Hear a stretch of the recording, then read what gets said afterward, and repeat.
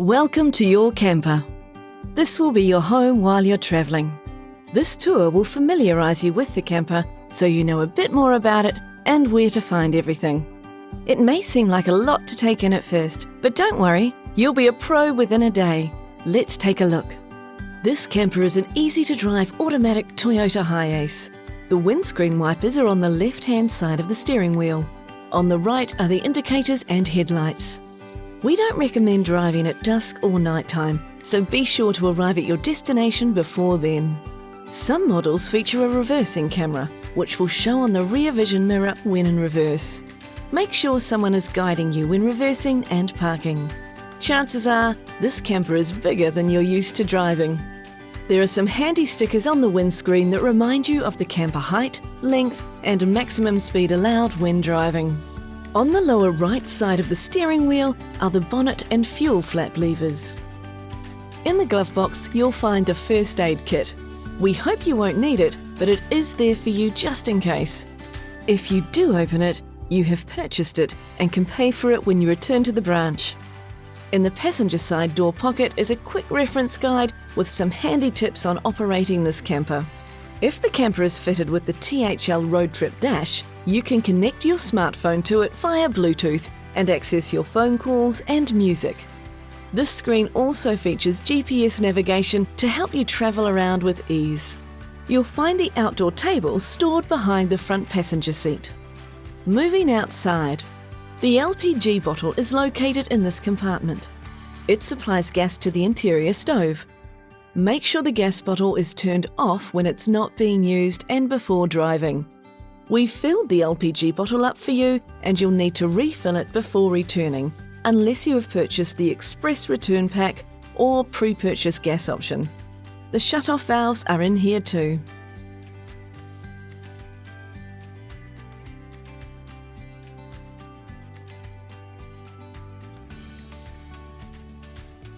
Above the gas compartment is the freshwater inlet. The hose is stored underneath the side seat in the rear of the vehicle. We have filled the tank for you, ready to go. Here is the 240-volt power inlet to plug into power at a campsite. This is needed to use the microwave and internal power points. Plugging into power will charge the 12-volt house battery. Around on the passenger side, there is an awning track fitted above the windows. If you have hired an awning, this is where it will go. The wastewater outlet is here. Place the bucket provided under the wastewater pipe to collect water coming from the sink drain. The fuel inlet is beside the passenger door. Most campers take unleaded petrol, but there may be a few vehicles that take diesel instead. Please check the sticker on the fuel door to be sure which version you have. Do not put E10 fuel in the camper. We've filled up the fuel tank for you and you'll need to refill it before returning, unless you have purchased the Express Return Pack or pre-purchase fuel option. Opening the sliding door on the passenger side provides access to the jack for changing a tyre. Nearby, here, is the switch for the outside light, as well as the rail to fit the outdoor table. In the kitchen drawers as you enter are the cutlery, utensils, plates, cups, bowls and coffee mugs. In the cupboard beside these are the 240-volt appliances, along with other kitchen equipment. In the corner cupboard is some storage and a space to hang your clothes. Make sure the drawers and cupboards are locked before driving. The kitchen features a sink with cold running water, fridge, microwave and gas stove. To use the microwave and other electrical appliances, you need to be plugged into 240-volt power. Turn on the gas bottle to use the gas stove. The 12-volt house battery supplies power to the fridge, house lights, water pump and house USB ports if fitted. The 12-volt isolation switch must be turned on at all times for the fridge and house lights to work. The switch next to it is for the water pump. Switch this one on only when you need it. Some models also have a 12-volt inlet and USB ports in this location. Since they are powered by the 12-volt house battery, they will work when you are not plugged into 240-volt mains power. If fitted, you can check the status of the battery on the battery monitor. You will need to be plugged into 240-volt power to see the battery status. The house battery is separate to the camper engine battery, So if the house battery is getting low, don't worry, the camper will still be able to start. The two 40-volt power points here operate when the camper is plugged into power at a campsite. Above the power points is the 240-volt isolation trip switch. This always needs to be in the up position.